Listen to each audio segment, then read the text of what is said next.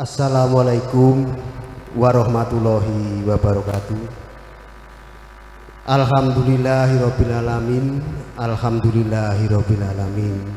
Wassalatu wassalamu ala asrofil anbiya'i wal mursalin wa ala alihi wa ashabihi ajma'in. Kunjuk dumateng panjenenganipun para sesepuh bini sepuh aji sepuh ingkang hanggung mastuti dumateng pepoyaning kautaman ingkang pantes pinundi saha kinabekten. Kunjuk dumateng panjenenganipun sagung para rawuh kakung miwah putri ingkang winengku ing sagunging pakurmatan. Kula nuwun mundi dawuh saking panjenenganipun Bapak Insinyur Heru Sulistyo kalian Ibu Gandarsih. Kula kadhawuhan matur menggah wigatos ing gati sowan kula ing kalenggan menika. Namung saderengipun kula matur sumangga panjenengan sedaya kula dherekaken ngunjukaken raos suka syukur wonten ngarsanipun Gusti ingkang murbeng dumadi, Gusti ingkang maha welas asih, awit saking rumentahing barokah ingkang pun paringaken dumateng panjenengan kula. Satemah ing kalenggan menika kita tasih pinaringan kasarasan karahayon ugi kawilujengan. Kunjuk dumateng maliginipun Bapak Sriyanto minangka sulehatur saking panjenenganipun Bapak Rohmat MSI kalian Ibu Wiwin Windarsih ingkang winengku ing pakurmatan.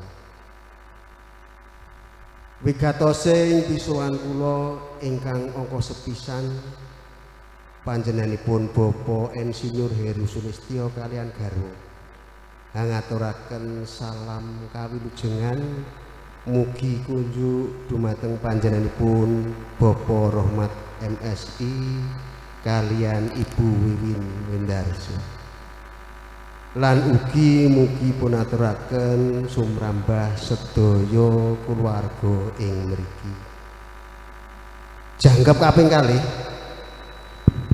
hambuk bilih ing kawuri sampun pirembakan antawisipun panjenenganipun Bapak Insinyur Heru Sulistyo kalian Ibu Gandarsih ingkang nggadhahi putra kakung ingkang sesilih Bagus Rizki Asraf Irawan Ahli Madya kalian keluarga panjenenganipun Bapak Rohmat MSI kalian Ibu Wiwin Windarsih.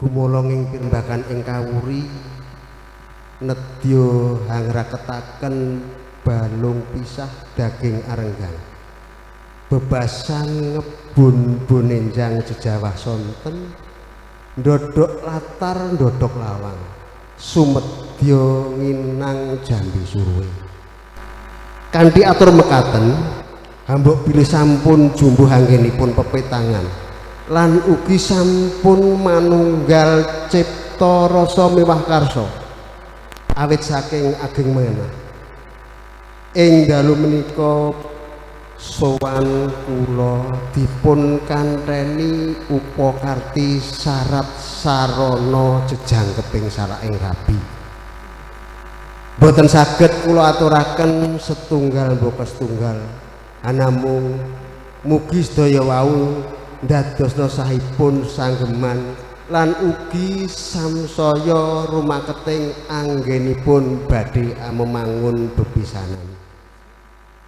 Ingkang kaping 3 hambuk bilih samangke sampun dumugi titi wanci mugi calon pinanganten kakung kula suwun pun ijabaken lan ugi pun panggihaken anut satata agami lan adat widi widana ingkang sampun lumampah wonten ing laladan niki.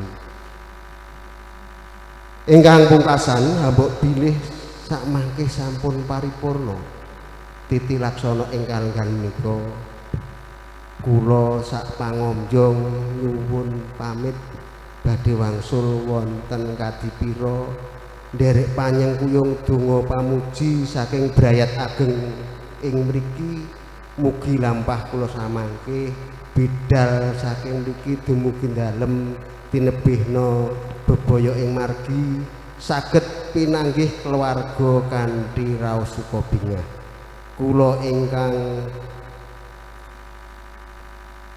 ingkang dados talanging atur saking panjenengan Bapak Heru Sulistyo kaliyan Ibu Gandarsih mbok menawi wonten cupet ceweting atur kula nyuwun agunging samudra pangaksami cekap semanten. Wassalamualaikum warahmatullahi wabarakatuh. Waalaikumsalam warahmatullahi wabarakatuh.